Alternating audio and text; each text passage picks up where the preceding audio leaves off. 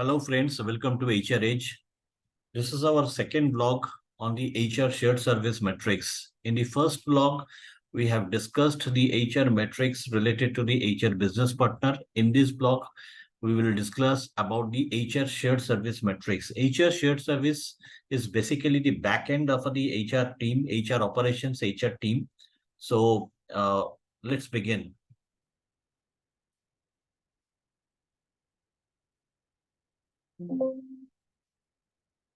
So the first is the service level agreement compliance. Now the service level agreement is basically when we are starting an HR shared service, then we should take the cognizance from the senior leadership team or the senior management, and we should finalize the service level agreement. It is basically the agreed upon SLAs for responding to and resolving the HR queries and the request. SLAs typically include the response time and the issue resolution times. However, it has to be pre-decided and it has to be agreed upon by both the parties. The second is the customer satisfaction or the CSAT score. So how we will get the CSAT score? So whenever we are resolving an HR query which is coming to the shared service team or the maybe any kind of task, then there should be an automated response system generated mail sent to the user stating his experience.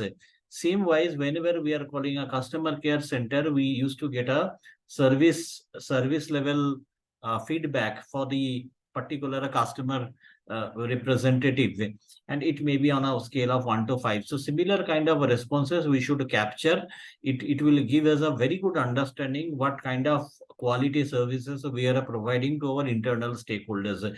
HRS's task primarily is to cater to their internal stakeholders. So extremely important that we should take this feedback from all the users, all the customers. Third is the fast contract resolution. Now, fast contract resolution, or we call it as an FCR. FCR is basically the percentage of the HR inquiries we have received or the issues resolved during the first instances without the need for the follow-up interactions. Higher FCR, of course, indicates the efficiency of the HRSS team. So whatever the resolutions we are resolving in the first instance, that we will capture as a FCR. Third is the most important is the turnaround time, or we call it as a TAD. Measure the average time it takes for the HR shared service to respond to and resolve inquiries or the request. This metric help bottlenecks in the service delivery processes. Say, for example, if you're agreed turnaround time is 2 working days, then and if you are resolving maximum number of queries in the 2 working days, it's fine. But if you are taking much a longer time, or if in multiple cases it is beyond 2 days, say for example 5 days, 7 days, 8 days, whatever may be the reason, then it actually implies the bottlenecks. So in any kind of data, basically we look at basically the two aspects. One is the average or the mean, and second one is a dispersion of the data. We call it as a standard deviation, how far it is from the mean, the data points, how far it is from the mean. So the more the standard deviation or higher the standard deviation denotes a customer dissatisfaction. So it is extremely important we should capture this turnaround time appropriately, and we should reply back within the turnaround time or within the stipulated SLAs what we have decided. Another one is the backlog and the under processes. So basically in a ticket-based approach, in a ticket-based response, the number of cases we are receiving, so it may be might be a few statuses of the ticket, like the open ticket, acknowledged ticket, a closed ticket. So that is extremely important. So if you have high number of tickets which are basically the acknowledged and which are not yet resolved within your turnaround time, then it gives us a basically that there is a problem in your service delivery. So it is extremely important that we should manage and reduce the backlog for the efficient service delivery.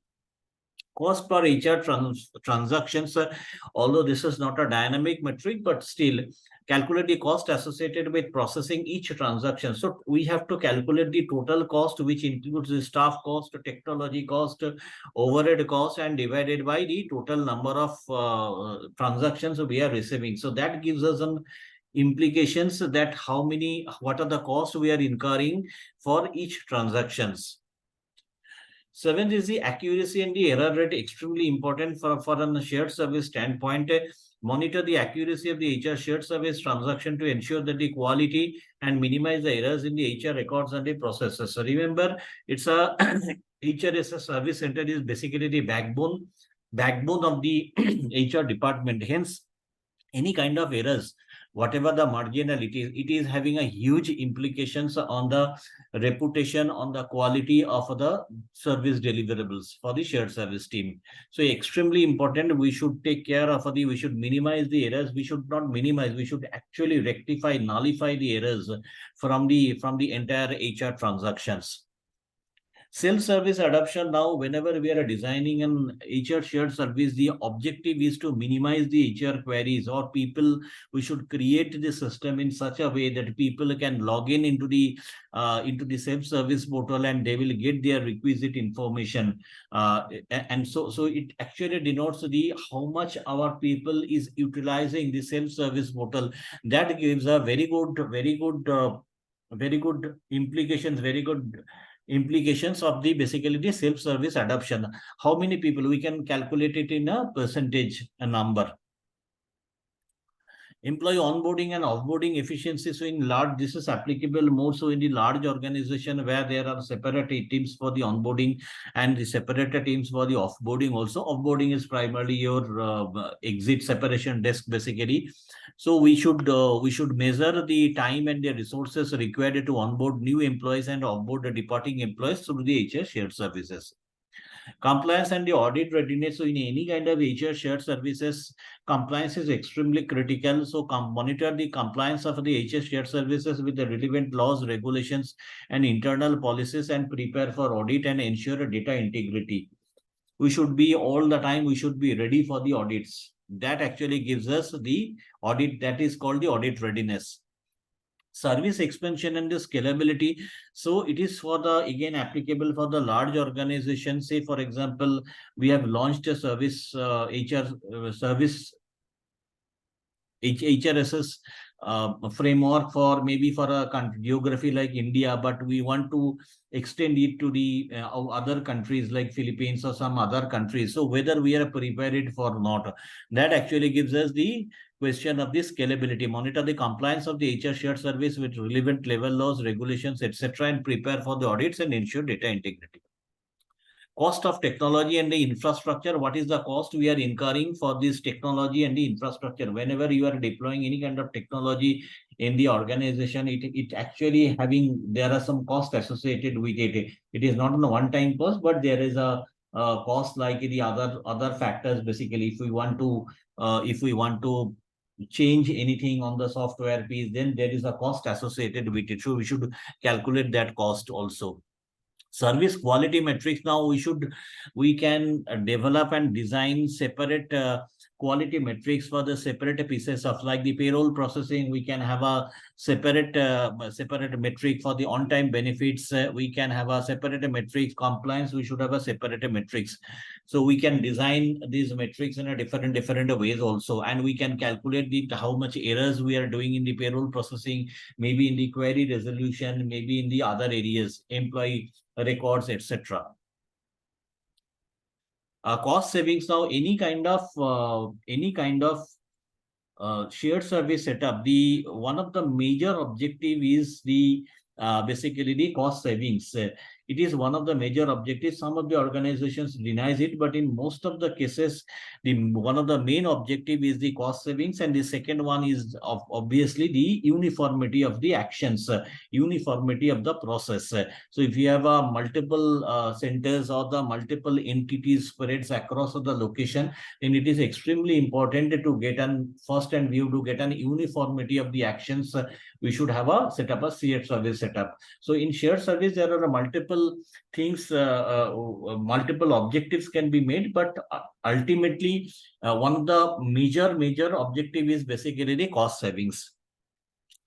Automation rate. Now the shared service, so we are on a automation mode. Basically, we should track the level of automation within the HS shared service, such as we can introduce chatbots, AI-driven responses, and the workflow automations, so that the human interventions can be limited.